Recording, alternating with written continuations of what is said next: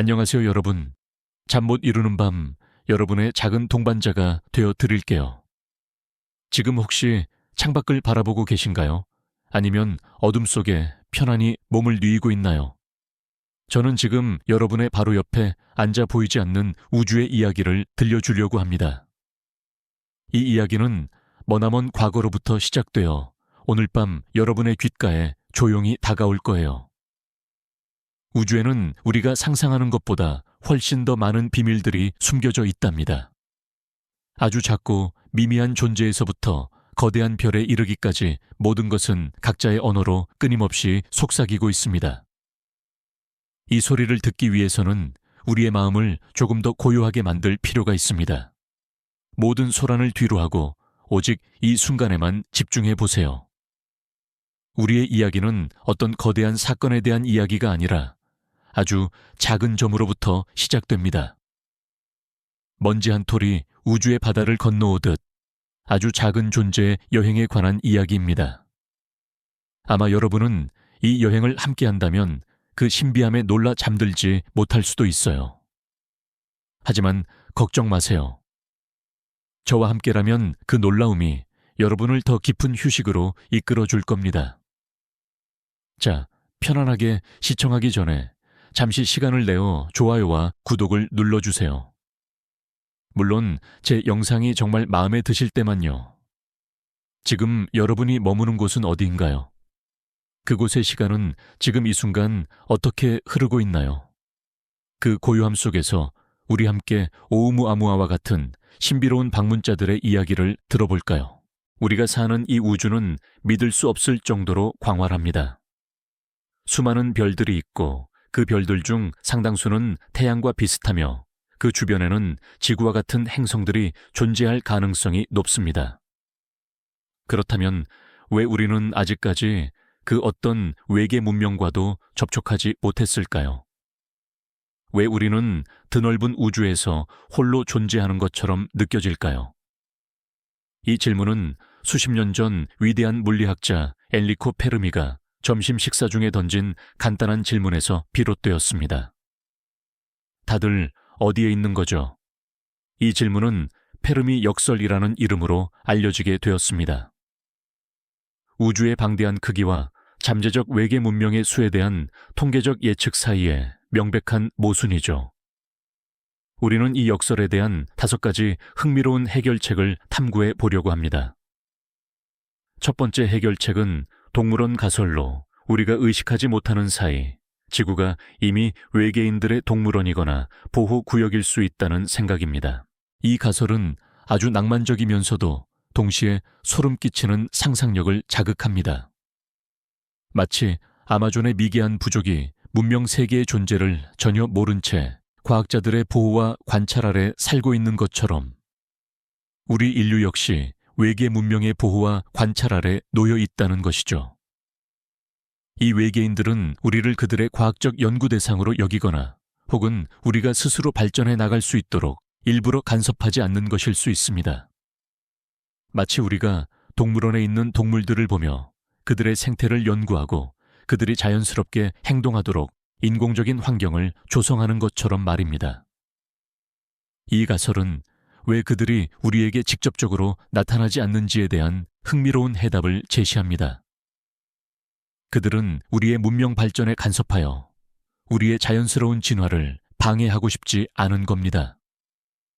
혹은 우리가 그들의 기술을 이해하고 받아들일 준비가 되지 않았다고 판단했을 수도 있습니다. 이 가설은 우리에게 몇 가지 깊은 철학적 질문을 던집니다. 우리의 삶과 역사가 과연 우리의 자유의지에 의해 결정된 것일까요? 아니면 이미 정해진 틀 안에서 움직이고 있는 것일까요?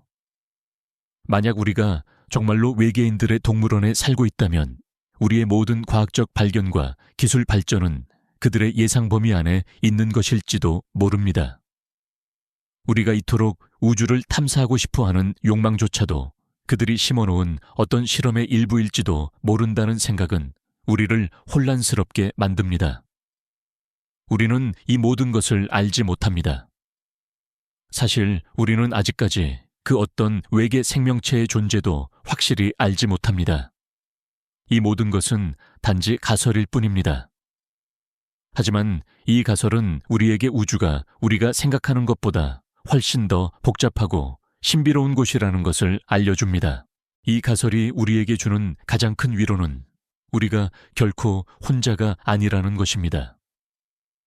우리가 밤하늘을 올려다보며 느끼는 깊은 외로움은 사실은 외계인들의 따뜻한 시선 아래 보호받고 있다는 작은 희망으로 바뀔 수 있습니다. 물론 그들이 우리의 보호자일지 아니면 단순한 관찰자일지는 알 수 없습니다. 하지만 이 가설은 우리가 이 드넓은 우주에서 고립된 존재가 아닐지도 모른다는 작은 가능성을 열어줍니다. 우리가 이 이야기를 시작했을 때 우리는 페르미 역설의 가장 흥미로운 해결책 중 하나인 동물원 가설에 대해 이야기했습니다. 이 가설은 지구가 외계 문명의 보호구역일 수 있다는 낭만적이면서도 소름 끼치는 상상력을 제공합니다. 하지만 이 가설 외에도 외계인들이 우리에게 모습을 드러내지 않는 이유를 설명하는 또 다른 가설들이 있습니다. 이 가설들은 우리가 그들을 보지 못하는 것이 그들이 존재하지 않기 때문이 아니라 우리가 그들을 볼 수 있는 능력이 없기 때문이라고 주장합니다. 마치 우리가 아주 가까이에 있지만 보이지 않는 어떤 존재들을 알지 못하는 것처럼 말입니다. 이것은 우리가 생각하는 것보다 훨씬 더 깊은 진화적 그리고 기술적 간극에 대한 문제입니다. 상상해 보세요. 개미집 옆에 거대한 고층 빌딩이 세워졌습니다. 개미들은 그 빌딩이 무엇인지 그리고 그 안에 살고 있는 인간들이 어떤 존재인지 전혀 알지 못합니다. 그들에게 빌딩은 그저 거대한 그림자나 돌덩이에 불과할 겁니다. 이와 마찬가지로 외계 문명은 우리보다 수십만 년 혹은 수백만 년 앞서 진화했을 수도 있습니다. 그들의 기술과 의식은 우리가 상상하는 것과는 완전히 다를 겁니다. 그들은 이미 물리적인 형태를 초월했을 수도 있고 혹은 우리가 전혀 감지하지 못하는 차원에 존재할 수도 있습니다. 우리의 통신 방식은 전자기파, 즉 전파를 기반으로 합니다. 우리는 전파를 우주로 보내고 그들의 답을 기다립니다. 하지만 그들은 이미 전파보다 훨씬 더 빠르고 효율적인 통신수단을 개발했을지도 모릅니다. 예를 들어 양자 얽힘을 이용한 통신이나 혹은 생각만으로도 정보를 전달할 수 있는 어떤 기술을 말입니다. 만약 그렇다면 우리가 아무리 강력한 전파를 보내고 아무리 민감한 망원경으로 우주를 관측하더라도 우리는 그들의 존재를 감지할 수 없을 겁니다. 그들은 우리에게 신호를 보내고 있을지도 모르지만 우리는 그 신호를 이해할 수 있는 수신기를 가지고 있지 않은 겁니다. 이것은 흥미로운 질문을 제기합니다. 우리가 우주에 대해 아는 모든 것이 과연 얼마나 정확한 것일까요? 우리가 모든 것을 전자기파라는 렌즈로만 보고 있다면 우리는 이미 많은 것을 놓치고 있는지도 모릅니다. 이 가설은 우리에게 겸손함을 가르쳐 줍니다. 우리는 인류의 기술 발전이 우주 문명의 궁극적인 형태라고 생각하기 쉽습니다. 하지만 우리가 아직 알지 못하는 기술과 존재 방식이 무수히 많을 수 있습니다. 우리는 이제 막 걸음마를 뗀 아기에 불과합니다. 우리가 우주를 탐험하고 싶어 하는 욕망은 마치 작은 아기가 거대한 정원을 탐험하고 싶어 하는 욕망과 같습니다. 우리는 아직 그 정원의 모든 것을 이해해야 할 준비가 되지 않았습니다. 이 가설은 우리에게 서두르지 말고 더 깊은 지혜를 찾으라고 속삭입니다. 우리가 외계 문명을 보지 못하는 것은 그들이 우리를 의도적으로 피하고 있기 때문이 아닐 수도 있습니다. 그들은 그저 우리가 너무나도 미개한 존재여서 우리와 소통할 가치를 느끼지 못하거나 혹은 소통 자체가 불가능할 수도 있습니다. 마치 우리가 개미에게 양자역학을 가르칠 수 없는 것처럼 말이죠. 이 가설은 우리에게 우리가 우주에서 얼마나 미미한 존재인지를 다시 한번 깨닫게 해줍니다. 그리고 그 깨달음은 우리에게 깊은 겸손과 동시에 미지의 영역에 대한 더 큰 호기심을 불어넣어 줍니다. 사실 우리는 아직 외계 문명이 어떤 모습일지, 어떤 생각을 하고 있을지 전혀 알지 못합니다. 이 모든 것은 단지 우리의 상상력에 불과합니다. 하지만 이 상상력이 우리를 더 나은 과학적 탐구로 이끌 수 있기를 바랍니다. 우리가 이 이야기를 시작했을 때 우리는 페르미 역설에 대한 두 가지 흥미로운 해결책을 탐구했습니다. 첫 번째는 우리가 외계 문명에게 일종의 동물원처럼 관찰되고 있다는 동물원 가설이었고, 두 번째는 우리의 기술적 한계 때문에 그들을 감지하지 못한다는 기술적 강흑 가설이었습니다. 이제 우리는 세 번째 해결책인 위대한 필터 가설을 살펴볼 차례입니다. 이 가설은 낭만적인 위안 대신 인류의 존재에 대한 섬뜩한 경고를 던져줍니다. 위대한 필터 가설은 생명체가 지적 문명으로 진화하는 과정에 넘기 어려운 치명적인 단계가 있다는 개념입니다. 우주의 모든 생명체는 이 단계를 통과하지 못하고 멸망하며 이 필터가 우리가 외계 문명을 보지 못하는 이유라는 것이죠. 마치 늪지를 건너는 길이 수많은 위험으로 가득 차 있어 아무도 그 길을 끝까지 건너지 못하는 것과 같습니다. 이 필터는 생명체의 탄생일 수도 있고 고등지능의 출현일 수도 있으며 혹은 행성 간 여행을 가능하게 하는 기술적 발전일 수도 있습니다. 하지만 가장 무서운 시나리오는 이 필터가 우리 인류의 미래에 있을 수도 있다는 것입니다.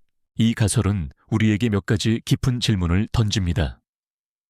만약 이 필터가 이미 과거에 있었다면 인류가 그것을 기적적으로 통과한 최초의 문명일 가능성이 있습니다. 이것은 우리가 우주에서 특별한 존재일 수 있다는 희망을 줍니다. 우리는 이 험난한 길을 성공적으로 통과한 유일한 생명체일 수도 있습니다. 하지만 만약 이 필터가 우리 미래에 있다면 그것은 우리에게 깊은 불안감을 안겨줍니다. 예를 들어 핵전쟁 기후변화 혹은 인공지능의 통제 불능과 같은 재앙들이 바로 그 필터일 수도 있습니다. 우리는 아직 그 위험을 인식하지 못하고 마치 폭풍우가 몰아칠 바다 위에서 즐겁게 항해하는 작은 배와 같습니다. 우리는 이 위험을 피할 수 있을까요? 이 가설은 또한 우주의 역사적 비극에 대한 이야기를 담고 있습니다. 드넓은 우주에서 수많은 문명들이 탄생하고 발전했지만 결국 이 필터를 넘지 못하고 조용히 사라졌을지도 모른다는 생각은 우리에게 깊은 슬픔을 안겨줍니다. 그들은 우리처럼 별을 바라보며 꿈을 꾸었고 우리처럼 과학을 발전시키고 싶어 했을 겁니다. 하지만 그들은 어떤 이유에서든 실패했고 이제 그들의 존재는 우주의 그림자 속에서 영원히 사라졌습니다. 이 가설은 우리에게 인류의 미래가 결코 보장된 것이 아니며 우리가 살아가는 모든 순간이 얼마나 소중한 기적인지를 깨닫게 해줍니다. 과학자들은 여전히 이 필터의 정체가 무엇인지 궁금해합니다. 그것이 우리의 진화적 특성에 있을 수도 있습니다. 예를 들어 우리는 다른 문명과 소통하고 협력하기보다는 경쟁하고 파괴하는 경향을 가지고 있을지도 모른다는 것입니다. 인류 역사를 돌이켜보면 우리는 끊임없이 서로 싸워왔습니다. 우리는 우리의 지능을 사용하여 서로를 파괴하는 무기를 만들었습니다. 이 모든 것은 우리가 스스로를 파괴하는 길을 걷고 있다는 것을 보여줍니다. 어쩌면 이 성향 자체가 우리를 위대한 필터로 이끄는 가장 중요한 요소일 수도 있습니다. 이 모든 것은 우리가 아직 확실히 알지 못합니다. 하지만 이 가설은 우리에게 우리가 어디에 있는지, 그리고 우리가 어디로 가고 싶은지에 대한 근본적인 질문을 던집니다. 우리가 이 이야기를 시작했을 때 우리는 페르미 역설에 대한 동물원 가설과 위대한 필터 가설을 탐구했습니다. 이제 우리는 네 번째 해결책을 살펴볼 차례입니다. 이 가설은 우리에게 약간의 위안을 주지만 동시에 우주의 광활함에 대한 깊은 사유를 요구합니다. 이 가설은 외계 문명이 존재하지만 그들은 너무나도 멀리 떨어져 있다는 것입니다. 이것은 우주의 거대한 스케일과 시간의 흐름을 이해할 때 비로소 납득할 수 있는 개념입니다. 상상해 보세요. 우리 은하계만 해도 수천억 개의 별을 포함하고 있습니다.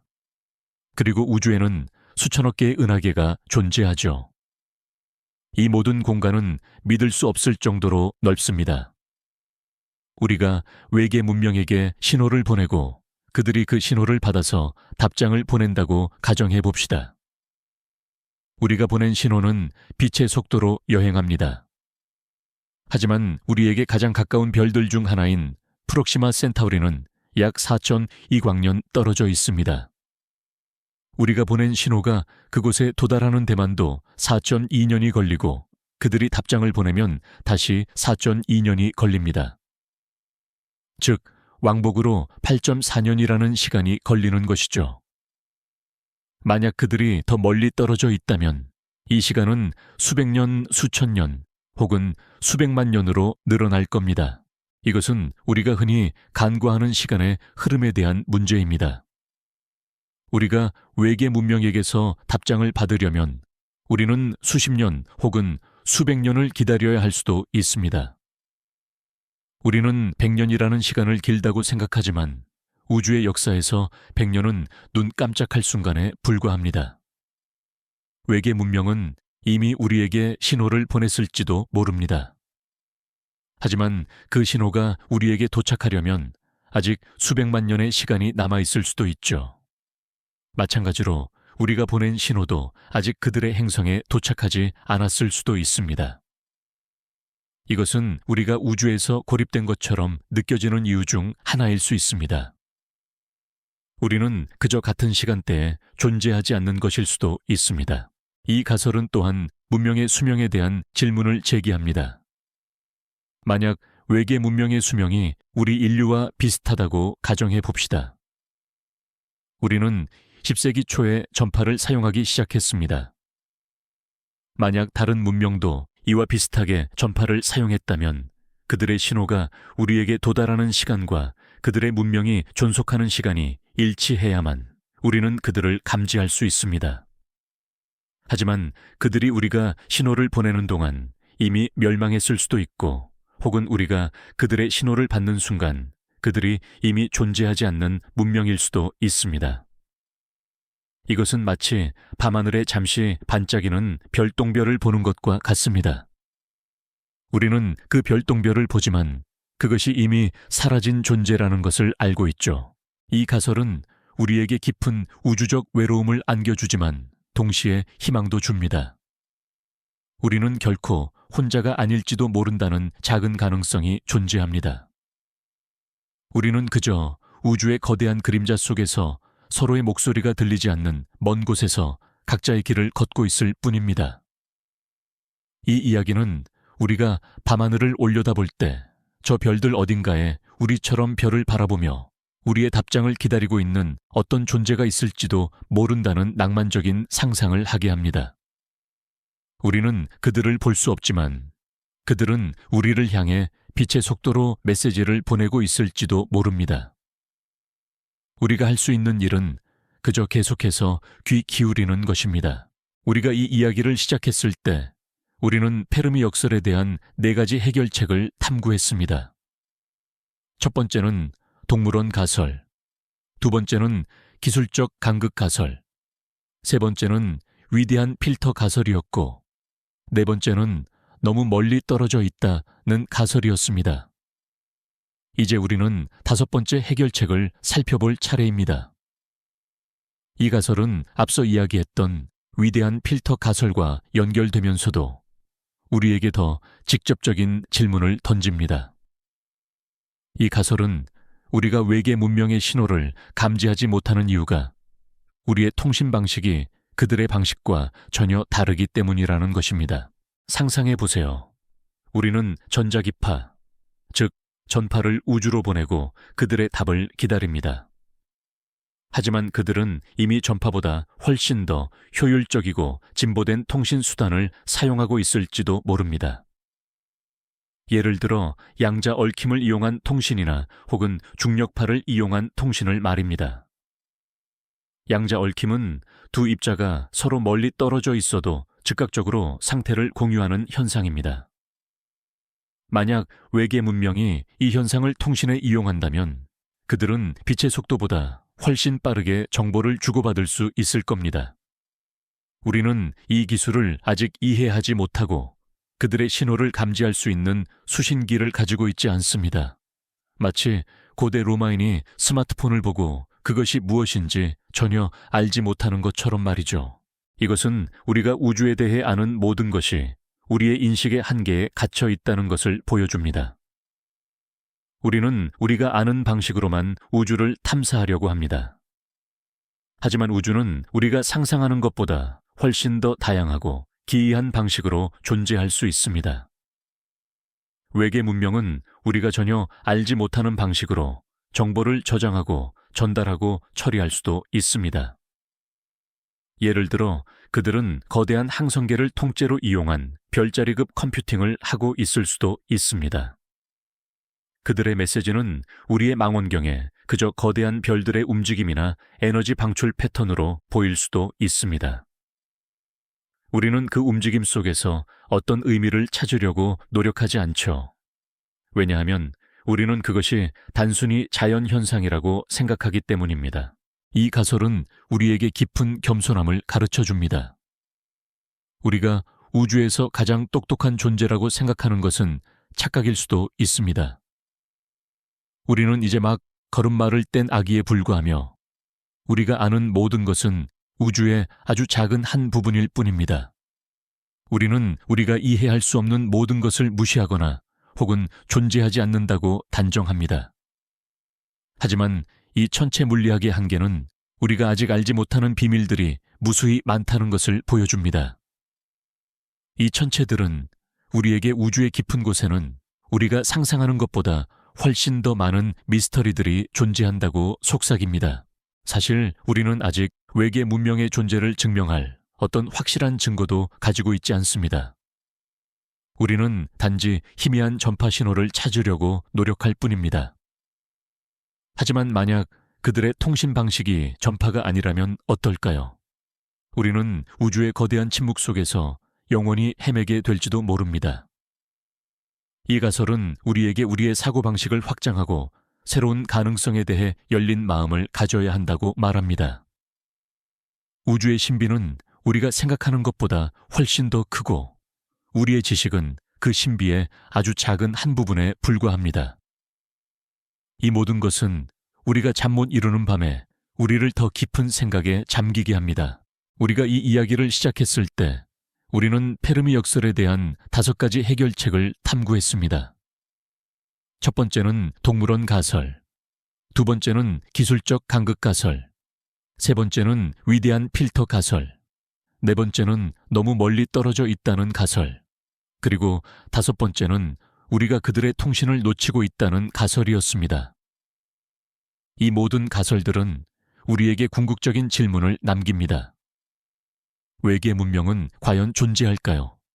그리고 만약 존재한다면 그들은 왜 우리와 접촉하지 않는 것일까요? 이제 우리는 이 모든 가설들을 하나로 묶어주는 또 다른 심오한 생각을 해볼 차례입니다. 그것은 외계 문명들이 서로 간의 접촉을 피하고 조용히 지내는 것이 일종의 우주적 윤리일 수 있다는 가설입니다. 이 가설은 조용한 가설 또는 은하계 연방 가설이라고도 불립니다. 이 가설에 따르면 외계 문명들은 서로에게 위험을 초래하지 않기 위해 혹은 미개한 문명의 자연스러운 진화를 방해하지 않기 위해 의도적으로 자신들의 존재를 숨기고 있다는 것입니다. 이것은 마치 우리가 정글에 사는 미개한 부족에게 우리의 문명을 강요하지 않는 것처럼 말입니다. 우리는 그들의 삶을 존중하고 그들이 스스로 발전해 나가도록 내버려 둡니다. 이 가설은 우리에게 지혜와 겸손함에 대한 깊은 질문을 던집니다. 우리가 만약 외계 문명과 접촉한다면 그것은 우리에게 어떤 영향을 미칠까요? 그들은 우리에게 놀라운 기술과 지식을 제공할 수도 있지만 동시에 우리의 문화와 가치관을 파괴하고 우리 사회에 거대한 혼란을 가져올 수도 있습니다. 우리가 감당할 수 없는 기술은 우리를 구원하는 대신 파멸로 이끌 수도 있습니다. 이것은 우리가 위대한 필터 가설에서 이야기했던 것처럼 스스로를 파괴하는 길을 걷게 할 수도 있습니다. 이 가설은 또한 우주의 윤리적 법칙이 존재할 수 있다는 가능성을 시사합니다. 우리가 아는 모든 것은 물리학의 법칙에 의해 지배됩니다. 하지만 우주에는 우리가 알지 못하는 사회적 윤리적 법칙이 존재할 수도 있습니다. 이 외계 문명들은 수십만 년 동안 서로를 관찰하고 서로에게 해를 끼치지 않는 방법을 배웠을지도 모릅니다. 그들은 우리처럼 전쟁을 하고 서로를 파괴하는 과정을 거치면서 결국에는 서로에게 침묵하는 것이 가장 현명한 방법이라는 결론에 도달했을 수도 있습니다. 이 침묵은 결코 공허한 것이 아니라 깊은 지혜와 성찰을 담고 있는 침묵일지도 모릅니다. 물론 이 모든 것은 단지 가설일 뿐입니다. 우리는 이 모든 것이 사실인지 아닌지 알지 못합니다. 하지만 이 가설은 우리에게 깊은 영감을 줍니다. 그것은 우리가 외계 문명을 찾으려고 노력하는 동시에 우리 자신의 행동을 돌아봐야 한다고 말합니다. 우리는 다른 문명과 평화롭게 공존할 준비가 되어 있을까요? 우리는 그들의 지혜를 받아들일 준비가 되어 있을까요? 이 질문에 대한 답을 찾기 위해서는 먼저 우리 자신의 내면을 들여다봐야 합니다. 우리가 이 우주에서 어떤 존재가 되고 싶은지, 그리고 우리가 어떤 미래를 만들어가고 싶은지 말입니다. 우리가 이 이야기를 시작했을 때 우리는 페르미 역설에 대한 6가지 해결책을 탐구했습니다. 첫 번째는 동물원 가설, 두 번째는 기술적 간극 가설, 세 번째는 위대한 필터 가설, 네 번째는 너무 멀리 떨어져 있다는 가설, 다섯 번째는 우리가 그들의 통신을 놓치고 있다는 가설이었고, 여섯 번째는 우주적 윤리 가설이었습니다. 이 모든 가설들은 외계 문명이 존재하지만 우리가 그들을 보지 못한다는 것을 전제로 합니다. 하지만 이제 우리는 또 다른 가능성을 탐구해 보려고 합니다. 그것은 외계 문명들이 우리와는 전혀 다른 방식으로 진화했을 수 있다는 개념입니다. 즉, 그들의 진화는 반드시 기술 발전으로 이어지지 않을 수 있다는 것입니다. 우리는 인류의 역사를 되돌아보며 기술의 발전이 문명의 가장 중요한 척도라고 생각합니다. 우리는 수렵 채집 시대에서 농경 시대로, 그리고 산업혁명과 정보혁명을 거치며 끊임없이 기술을 발전시켜 왔습니다. 우리는 별과 행성들을 탐험하고 인공지능을 개발하며 미래를 향해 나아가고 있죠. 그래서 우리는 외계 문명 역시 우리와 비슷한 기술적 궤적을 따를 것이라고 가정합니다. 하지만 이 가정은 우리의 인식의 한계에 갇혀 있을지도 모릅니다. 상상해 보세요. 외계 문명은 우리와 전혀 다른 환경에서 진화했을 겁니다. 그들은 물속에서 살 수도 있고 혹은 가스로 이루어진 행성에서 살 수도 있습니다. 그들의 삶의 방식은 우리와 완전히 다를 겁니다. 그들은 어쩌면 기술을 발전시키는 것보다 의식의 확장이나 정신적 진화에 더 많은 노력을 기울였을 수도 있습니다. 그들은 이미 물리적인 형태를 초월하여 집단의식을 형성하거나 혹은 에너지체로 존재하고 있을지도 모릅니다. 만약 그렇다면 그들은 우리처럼 거대한 우주선이나 망원경을 만들 필요가 없을 겁니다.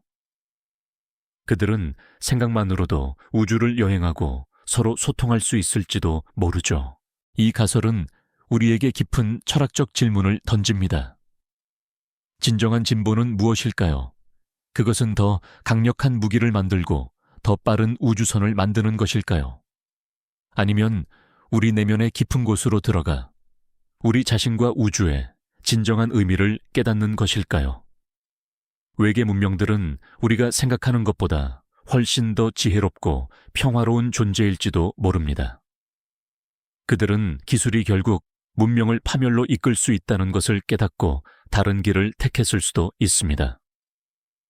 이 길은 우리가 이해하기 어려운 혹은 우리가 아직 알지 못하는 어떤 길일 수도 있습니다. 우리는 아직 우주의 모든 생명체에 대해 아는 것이 거의 없습니다. 우리는 오직 지구 생명체만을 연구했을 뿐입니다. 지구 생명체는 탄소 기반의 유기물로 이루어져 있고 DNA를 유전 물질로 사용합니다. 하지만 우주에는 규소 기반의 생명체나 혹은 우리가 상상하지 못했던 전혀 다른 형태의 생명체가 존재할 수도 있습니다. 이 모든 것은 우리가 우주에 대해 아는 것이 얼마나 작은 부분에 불과한지를 보여줍니다. 이 가설은 우리에게 우리의 사고방식을 확장하고 새로운 가능성에 대해 열린 마음을 가져야 한다고 말합니다. 우주의 미스터리는 우리가 생각하는 것보다 훨씬 더 크고 우리의 지식은 그 미스터리의 아주 작은 한 부분에 불과합니다. 우리가 이 이야기를 시작했을 때 우리는 페르미 역설에 대한 7가지 해결책을 탐구했습니다. 이 가설들은 외계 문명이 존재하지만 우리가 그들을 보지 못하는 이유를 설명합니다. 하지만 이제 우리는 또 다른 가능성을 살펴볼 차례입니다. 그것은 우주의 물리적 조건 자체가 생명체의 존재를 극도로 희귀하게 만들 수 있다는 것입니다. 이 가설은 우주의 밤이라고 불리기도 합니다. 우주의 광활함과 수많은 별들에도 불구하고 진정한 의미의 문명을 탄생시킬 수 있는 행성은 우리가 생각하는 것보다 훨씬 드물다는 것이죠. 생명체가 탄생하고 진화하기 위해서는 수많은 조건들이 충족되어야 합니다. 예를 들어 행성은 별로부터 적절한 거리에 위치해야 합니다. 너무 가까우면 모든 물이 증발하고 너무 멀면 모든 물이 얼어붙습니다. 이 적절한 거리를 우리는 골디락스 존이라고 부르죠. 하지만 이것만이 전부는 아닙니다. 행성은 적절한 대기를 가지고 있어야 하고 자기장으로 방사선으로부터 보호받아야 하며 큰 달이 존재하여 행성의 자전축을 안정시켜야 합니다. 이 모든 조건들이 모두 충족되는 행성은 우리가 생각하는 것보다 훨씬 더 희귀할 수 있습니다. 마치 수많은 모래알 중에서 완벽하게 둥글고 매끄러운 단 하나의 모래알을 찾는 것과 같습니다. 이 가설은 우리에게 우주의 혼돈과 질서에 대한 깊은 질문을 던집니다. 우주는 대부분의 공간이 텅 비어 있는 진공 상태이며 끊임없이 팽창하고 있습니다. 이 무질서한 우주 속에서 생명체라는 복잡하고 질서정연한 존재가 탄생하는 것은 거의 기적에 가깝습니다. 우리가 엔트로피에 대해 이야기했던 것을 기억해 보세요. 모든 것은 무질서가 증가하는 방향으로 움직이려고 합니다. 하지만 생명체는 그 법칙을 거스르고 끊임없이 질서를 창조하려고 노력합니다. 이 모든 것은 생명체가 우주의 가장 희귀하고 특별한 현상 중 하나라는 것을 보여줍니다. 우리는 아직 생명의 정의에 대해서도 완벽히 알지 못합니다. 생명은 무엇이며 어떤 조건에서 탄생하는 걸까요? 이 질문에 대한 답을 찾기 위해서는 우주의 모든 곳을 탐험해야 할지도 모릅니다. 하지만 우리는 이제 막 우리 태양계 밖을 바라보기 시작했습니다. 우리가 외계 문명을 찾지 못하는 것은 그들이 존재하지 않기 때문이 아닐 수도 있습니다. 그들은 그저 아직 탄생하지 않았거나 혹은 이미 멸망했을 수도 있습니다. 이 모든 것은 우리가 우주에 대해 아는 것이 얼마나 작은 부분에 불과한지를 보여줍니다. 이 가설은 우리에게 깊은 겸손함을 가르쳐 줍니다. 우리는 인류의 존재를 당연하게 여깁니다. 하지만 우리의 존재는 수많은 기적과 우연의 결과입니다. 우리가 살고 있는 이 행성은 수많은 조건들이 완벽하게 맞아떨어져 탄생한 기적과도 같은 곳입니다. 이 가설은 우리가 우리의 삶과 우리가 살고 있는 행성을 더욱 소중히 여겨야 한다고 말합니다. 우리는 우주의 가장 희귀하고 소중한 보물 중 하나일지도 모릅니다. 이 모든 것은 우리가 잠 못 이루는 밤에 우리를 더 깊은 생각에 잠기게 합니다. 우리가 이 이야기를 시작했을 때 우리는 페르미 역설에 대한 여러 가지 해결책들을 탐구했습니다. 이 가설들은 외계 문명이 존재하지만 우리가 그들을 보지 못하는 이유를 설명합니다. 이제 우리는 또 다른 철학적이고 예술적인 관점을 살펴볼 차례입니다.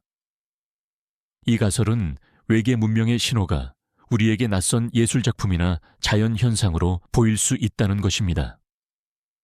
마치 우리가 오래된 동굴 벽화를 보고 그것이 예술작품인지 아니면 단순히 어떤 현상을 기록한 것인지 알지 못하는 것처럼 말이죠. 우리가 외계 문명에게서 기대하는 신호는 아마도 수학적이고 논리적인 어떤 패턴일 겁니다. 예를 들어 소수라든지 혹은 파이와 같은 원주율을 포함한 신호일 것이라고 생각하죠. 이것은 우리가 과학과 논리를 가장 보편적인 언어라고 생각하기 때문입니다. 하지만 외계 문명의 의식과 사고방식은 우리와는 완전히 다를 수도 있습니다. 그들의 언어는 논리가 아닌 감정이나 이미지로 이루어져 있을 수도 있고, 그들의 메시지는 우리가 전혀 이해할 수 없는 방식으로 암호화되어 있을 수도 있습니다. 예를 들어 그들은 메시지를 거대한 별들의 움직임이나 에너지 방출 패턴 속에 숨겨놓았을 수도 있습니다. 우리는 밤하늘을 보며 별들의 움직임을 단순히 물리학의 법칙에 따른 자연 현상이라고 생각합니다. 하지만 그 움직임 속에 어떤 의미 있는 패턴이나 이야기가 숨겨져 있을 수도 있습니다. 마치 음악가가 음표를 사용하여 감정을 표현하듯이 외계 문명은 별들을 사용하여 자신들의 역사나 철학을 기록했을 수도 있습니다. 우리는 이 별들의 움직임을 보지만 그것이 하나의 거대한 교향곡이라는 것을 알지 못하는 겁니다. 이 모든 것은 우리가 우주에 대해 아는 것이 얼마나 작은 부분에 불과한지를 보여줍니다. 이 가설은 우리에게 깊은 인식의 한계에 대한 질문을 던집니다. 우리가 세상을 이해하는 방식은 우리의 감각과 인지에 의해 제한됩니다. 우리는 우리가 보는 것, 듣는 것, 느끼는 것을 통해 세상을 이해합니다. 하지만 외계 문명은 우리와는 완전히 다른 감각을 가지고 있을 수도 있습니다. 그들은 우리의 감각으로는 전혀 감지할 수 없는 방식으로 우주를 경험하고 있을 수도 있습니다. 그들에게 우리의 전파 신호는 단순한 노이즈로 들릴 수도 있고, 우리의 메시지는 무의미한 소음으로 보일 수도 있습니다. 우리는 아직 우주의 예술에 대해 알지 못합니다. 우주는 우리가 이해할 수 없는 방식으로 아름다움을 표현하고 있을지도 모릅니다. 이 아름다움은 거대한 은하계의 나선형 모양일 수도 있고, 멀리서 반짝이는 별들의 빛일 수도 있습니다. 이 모든 것은 우리에게 깊은 영감을 줍니다. 우리는 이 우주의 아름다움 속에서 어떤 의미를 찾으려고 노력하고, 그 의미를 통해 우리의 삶을 더 풍요롭게 만들려고 합니다. 외계 문명의 신호가 우리에게 도착하지 않았다는 것은 어쩌면 우리가 아직 그들의 아름다움을 이해할 준비가 되지 않았기 때문일 수도 있습니다. 이 가설은 우리에게 우리가 우주에 대해 탐구하는 것뿐만 아니라 우리 자신의 내면과 우리의 인식을 더 깊이 탐구해야 한다고 말합니다. 우리가 이 이야기를 시작했을 때 우리는 페르미 역설에 대한 여러 가지 흥미로운 해결책들을 탐구했습니다. 이 모든 가설들은 외계 문명이 존재하지만 우리가 그들을 보지 못하는 이유에 대한 질문을 던집니다. 이제 우리는 또 다른 기이하고도 매혹적인 가능성을 살펴볼 차례입니다. 이 가설은 외계 문명이 이미 우리 곁에 있지만 우리가 그것을 인식하지 못한다는 것입니다. 마치 우리의 눈앞에 보이지 않는 어떤 막이 쳐져 있는 것처럼 말이죠. 이것은 우리가 흔히 과학 소설에서나 접하는 그림자 영역이나 가상 현실과 같은 개념과 연결됩니다. 외계 문명은 우리보다 훨씬 더 발전하여 그들 스스로가 물리적 세계의 제약으로부터 벗어나 가상 현실 속에서 살아가고 있을 수도 있습니다. 그들의 삶은 완벽하게 통제되고 그들이 원하는 모든 것을 경험할 수 있는 어떤 시뮬레이션 속에서 존재할 수도 있습니다. 만약 그렇다면 그들은 굳이 우주를 탐험하고 우리와 같은 미개한 문명과 접촉할 필요성을 느끼지 못할 겁니다. 그들에게 물리적 우주는 더 이상 흥미로운 곳이 아닐 수도 있습니다. 그들의 세계는 우리의 세계와 공존하지만 우리가 그들의 존재를 인식할 수 있는 어떤 물리적 증거도 남기지 않을 겁니다. 이 가설은 우리에게 깊은 철학적 질문을 던집니다. 우리의 현실은 과연 진정한 현실일까요? 아니면 우리 역시 어떤 거대한 시뮬레이션 속에서 살고 있는 것은 아닐까요? 이 질문은 시뮬레이션 가설이라고 불리며 최근 몇 년 동안 많은 철학자와 과학자들의 관심을 받고 있습니다. 우리가 경험하는 모든 것이 어떤 초월적인 존재나 문명이 만든 컴퓨터 시뮬레이션이라면 우리가 외계인을 찾는다는 것은 결국 그 시뮬레이션을 만든 존재를 찾는 것과 마찬가지일지도 모릅니다. 하지만 우리는 그 존재를 찾을 수 없을 겁니다. 왜냐하면 그들은 이미 우리와는 전혀 다른 차원에 존재하고 있기 때문이죠. 이 모든 것은 우리가 우주에 대해 아는 것이 얼마나 작은 부분에 불과한지를 보여줍니다. 우리는 우주를 탐험하지만 어쩌면 우리는 이미 거대한 미로 속에 갇혀 있는지도 모릅니다. 우리는 우리가 볼 수 있는 것, 들을 수 있는 것, 느낄 수 있는 것만을 현실이라고 믿습니다. 하지만 우리가 알지 못하는 감각이나 인지 능력은 무수히 많을 겁니다. 외계 문명은 우리가 감지할 수 없는 방식으로 서로 소통하고 정보를 교환하며 심지어 우리와 같은 공간에 존재할 수도 있습니다. 우리는 그들의 존재를 인식할 수 있는 수신기를 가지고 있지 않은 겁니다. 이 가설은 우리에게 깊은 겸손함을 가르쳐 줍니다. 우리가 우주에서 가장 똑똑한 존재라고 생각하는 것은 착각일 수도 있습니다. 우리는 이제 막 걸음마를 뗀 아기에 불과하며 우리가 아는 모든 것은 우주의 아주 작은 한 부분일 뿐입니다. 이 모든 것은 우리가 잠 못 이루는 밤에 우리를 더 깊은 생각에 잠기게 합니다. 밤하늘을 올려다보며 당신의 눈앞에 보이지 않는 어떤 존재들이 존재할 수도 있다는 것을 상상해 보세요. 그들은 조용히 우리를 지켜보고 있을지도 모르고 혹은 우리와 함께 이 우주를 여행하고 있을지도 모릅니다. 우리가 이 이야기를 시작했을 때 우리는 페르미 역설에 대한 여러 가지 흥미로운 해결책들을 탐구했습니다. 이 가설들은 외계 문명이 존재하지만 우리가 그들을 보지 못하는 이유에 대한 질문을 던집니다. 이제 우리는 또 다른 가능성을 탐구해 보려고 합니다. 그것은 외계 문명들이 서로 간의 접촉을 피하고 조용히 지내는 것이 일종의 우주적 윤리일 수 있다는 가설입니다. 이 가설은 조용한 가설 또는 은하계 연방 가설이라고도 불립니다. 이 가설에 따르면 외계 문명들은 서로에게 위험을 초래하지 않기 위해 혹은 미개한 문명의 자연스러운 진화를 방해하지 않기 위해 의도적으로 자신들의 존재를 숨기고 있다는 것입니다. 이것은 마치 우리가 정글에 사는 미개한 부족에게 우리의 문명을 강요하지 않는 것처럼 말입니다. 우리는 그들의 삶을 존중하고 그들이 스스로 발전해 나가도록 내버려 둡니다. 이 가설은 우리에게 지혜와 겸손함에 대한 깊은 질문을 던집니다. 우리가 만약 외계 문명과 접촉한다면 그것은 우리에게 어떤 영향을 미칠까요? 그들은 우리에게 놀라운 기술과 지식을 제공할 수도 있지만 동시에 우리의 문화와 가치관을 파괴하고 우리 사회에 거대한 혼란을 가져올 수도 있습니다. 우리가 감당할 수 없는 기술은 우리를 구원하는 대신 파멸로 이끌 수도 있습니다. 이것은 우리가 위대한 필터 가설에서 이야기했던 것처럼 스스로를 파괴하는 길을 걷게 할 수도 있습니다. 이 가설은 또한 우주의 윤리적 법칙이 존재할 수 있다는 가능성을 시사합니다. 우리가 아는 모든 것은 물리학의 법칙에 의해 지배됩니다. 하지만 우주에는 우리가 알지 못하는 사회적 윤리적 법칙이 존재할 수도 있습니다.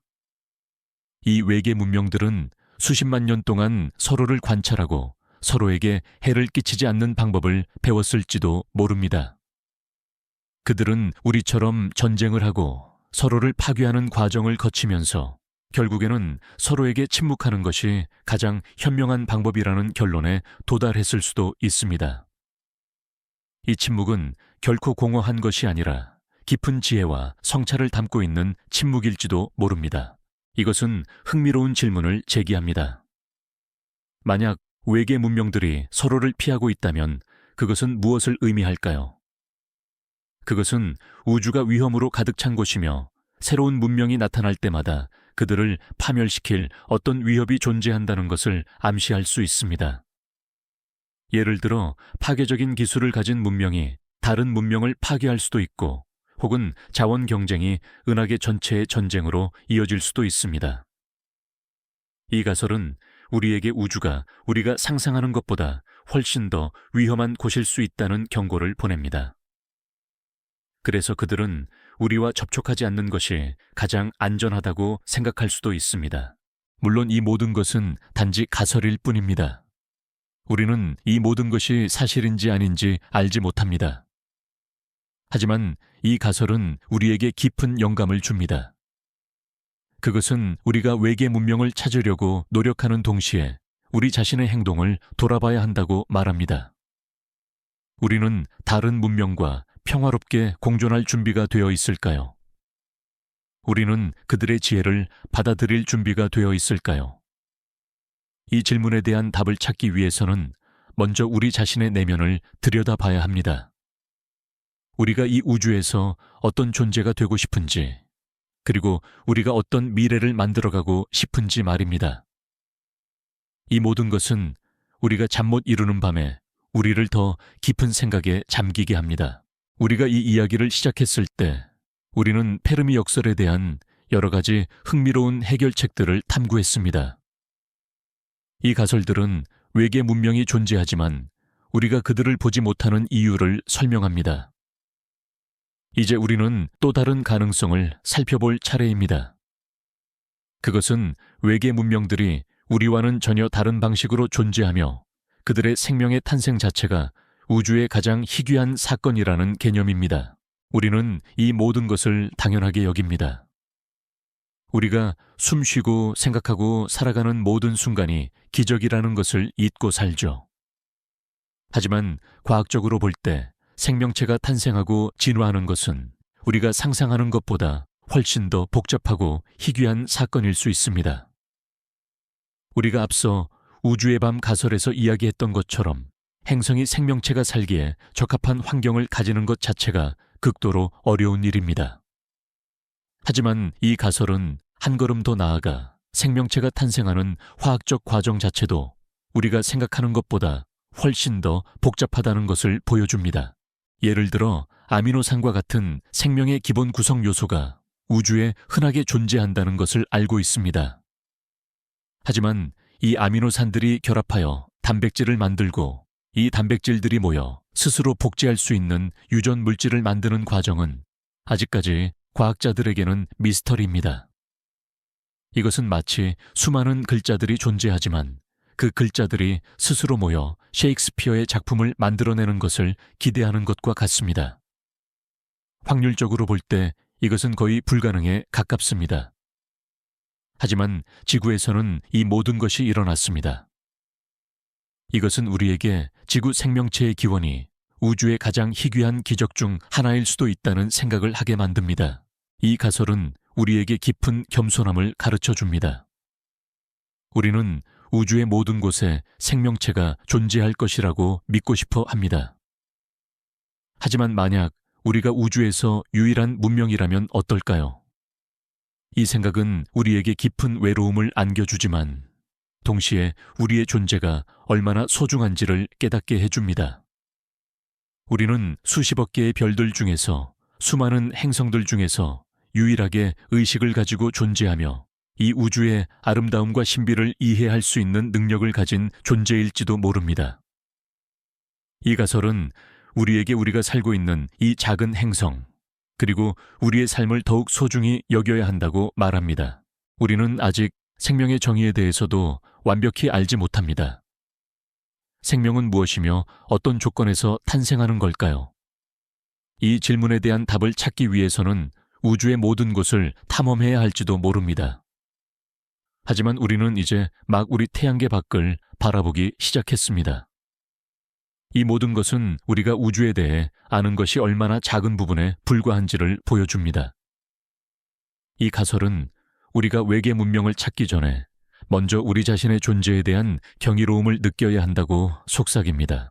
우리가 이 이야기를 시작했을 때 우리는 페르미 역설에 대한 여러 가지 흥미로운 해결책들을 탐구했습니다.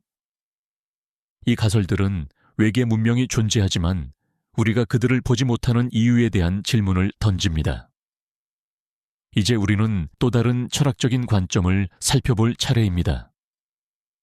이 가설은 외계 문명과의 조우가 물리적인 접촉이 아닌 의식이나 꿈과 같은 내면의 세계에서 이루어질 수 있다는 것입니다. 이것은 우리가 우주를 탐험하는 방식에 대한 우리의 관념을 송두리째 뒤흔듭니다. 우리는 외계 문명을 만난다는 것을 거대한 우주선이 지구에 착륙하거나 혹은 우리가 그들의 행성에 발을 딛는 것으로 상상합니다. 이것은 우리가 물리적인 존재이고 물리적인 세계 속에서 살아가기 때문입니다. 하지만 외계 문명의 진화는 우리와는 전혀 다른 방향으로 이루어졌을 수도 있습니다. 그들은 이미 물리적인 형태를 초월하여 의식만을 가진 에너지체로 존재하고 있을지도 모릅니다. 그들의 통신 방식은 전파나 레이저와 같은 물리적인 신호가 아니라 텔레파시나 집단의식과 같은 정신적인 연결일 수도 있습니다. 이 가설은 우리에게 꿈의 신비로움을 다시 한번 생각하게 만듭니다. 꿈은 우리가 의식적으로 통제할 수 없는 무의식의 영역입니다. 꿈속에서 우리는 현실에서는 불가능한 일들을 경험하고 우리의 상상력은 무한히 확장됩니다. 외계 문명은 우리와의 접촉을 꿈을 통해 시도하고 있을지도 모릅니다. 그들은 우리의 꿈속에 메시지를 심어놓고 우리의 무의식 속에서 우리와 소통하고 있을지도 모릅니다. 이것은 마치 우리가 잠에 들 때 우리의 뇌가 우주의 깊은 곳으로 여행을 떠나는 것과 같습니다. 이 가설은 외계인들이 우리를 납치하거나 실험하는 대신 우리의 잠재 의식과 교류하며 우리를 관찰하고 있다는 낭만적인 가능성을 제시합니다. 우리가 낮에 경험하는 모든 현실은 우리 뇌의 신경망 속에서 재구성됩니다. 외계 문명은 이 신경망을 해킹하거나 조종하여 우리에게 어떤 메시지를 전달할 수도 있습니다.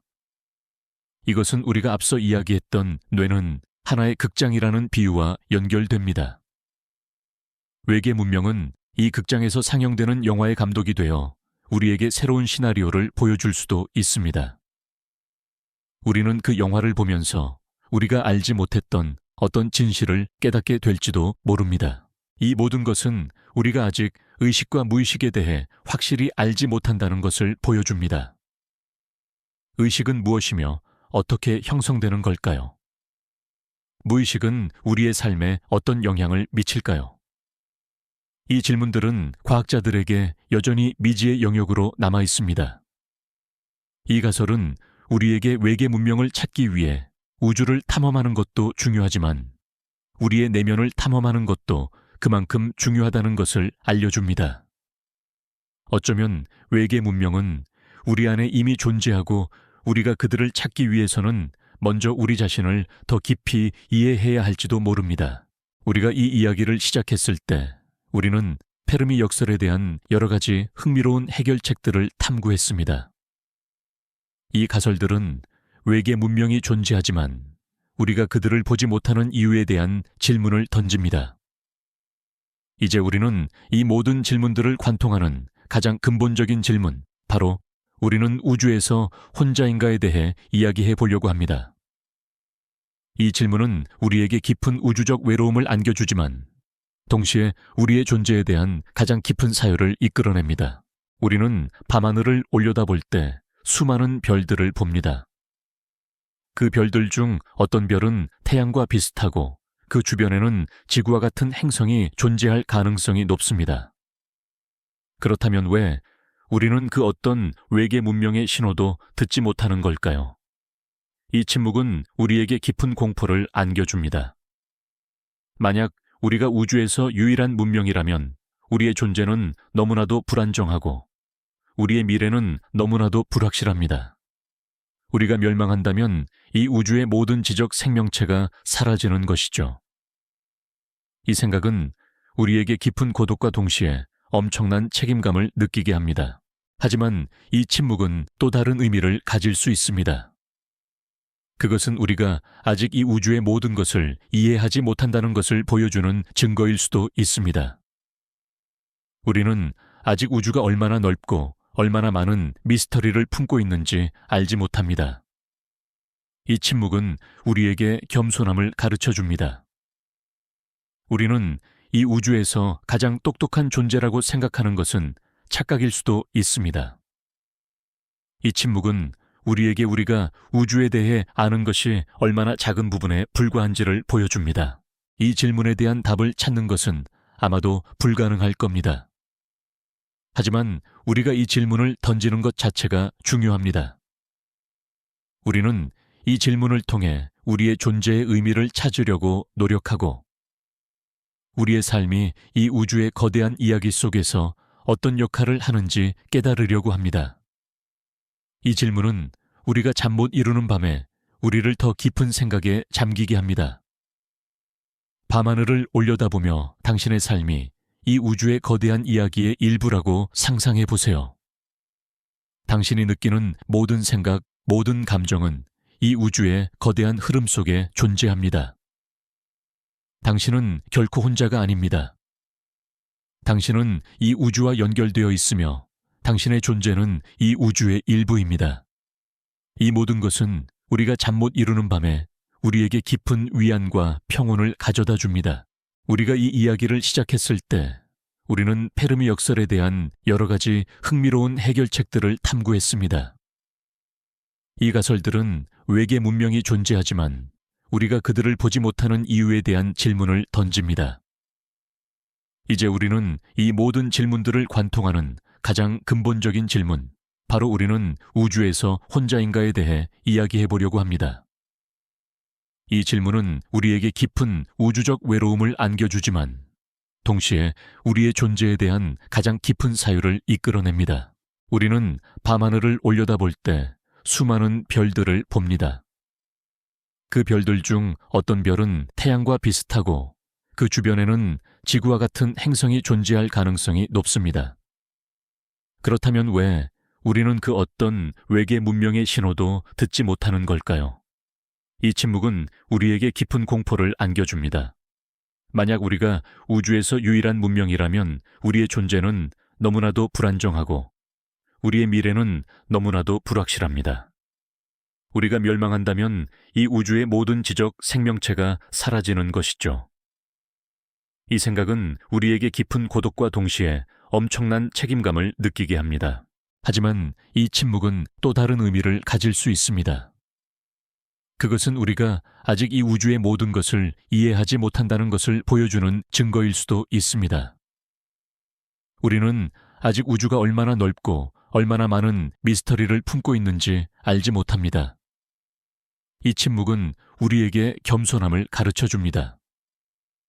우리는 이 우주에서 가장 똑똑한 존재라고 생각하는 것은 착각일 수도 있습니다. 이 침묵은 우리에게 우리가 우주에 대해 아는 것이 얼마나 작은 부분에 불과한지를 보여줍니다. 이 질문에 대한 답을 찾는 것은 아마도 불가능할 겁니다. 하지만 우리가 이 질문을 던지는 것 자체가 중요합니다. 우리는 이 질문을 통해 우리의 존재의 의미를 찾으려고 노력하고 우리의 삶이 이 우주의 거대한 이야기 속에서 어떤 역할을 하는지 깨달으려고 합니다. 이 질문은 우리가 잠 못 이루는 밤에 우리를 더 깊은 생각에 잠기게 합니다. 밤하늘을 올려다보며 당신의 삶이 이 우주의 거대한 이야기의 일부라고 상상해 보세요. 당신이 느끼는 모든 생각, 모든 감정은 이 우주의 거대한 흐름 속에 존재합니다. 당신은 결코 혼자가 아닙니다. 당신은 이 우주와 연결되어 있으며 당신의 존재는 이 우주의 일부입니다. 이 모든 것은 우리가 잠 못 이루는 밤에 우리에게 깊은 위안과 평온을 가져다 줍니다. Wind down. 이제 모든 이야기가 끝났습니다. 우리의 작은 여행도 이제 마지막 페이지에 다다랐네요. 이토록 긴 시간 동안 저와 함께 해주셔서 감사합니다. 우리는 페르미 역설이라는 깊은 질문을 통해 우주의 가장 깊은 미스터리들을 탐험했습니다. 우리는 동물원 가설의 낭만적인 상상부터 위대한 필터의 섬뜩한 경고까지 수많은 가능성들을 함께 생각했습니다. 이 모든 것은 여러분이 편안히 눈을 감고 저의 목소리에 귀를 기울여 주었기에 가능한 일이었습니다. 이제 여러분의 의식을 여러분이 머무는 곳으로 다시 가져올 시간입니다. 당신이 있는 침대 당신을 감싸는 이불의 부드러운 감촉을 느껴보세요. 창밖에서 들려오는 희미한 소음 혹은 완벽한 고요함을 느껴보세요. 마지막으로 한번 더 여쭤보고 싶네요. 지금 당신이 머무는 곳은 어디인가요? 그곳의 시간은 지금 이 순간 어떻게 흐르고 있나요? 이 모든 이야기가 당신에게 깊은 평온을 가져다 주었기를 바랍니다. 당신의 마음속에 남아있는 모든 소란이 부드럽게 스쳐 지나가고 당신의 생각은 서서히 사라져 오직 고요함만이 남기를 바랍니다. 이제는 이 모든 이야기를 놓아주고 깊은 잠의 바다로 몸을 맡겨도 괜찮습니다. 당신의 잠은 이 모든 것을 더 아름답게 정리해 줄 거예요. 편안히 주무세요, 나의 동반자여. 당신이 언제 어디에 있든 달콤한 꿈 꾸시길 바랍니다.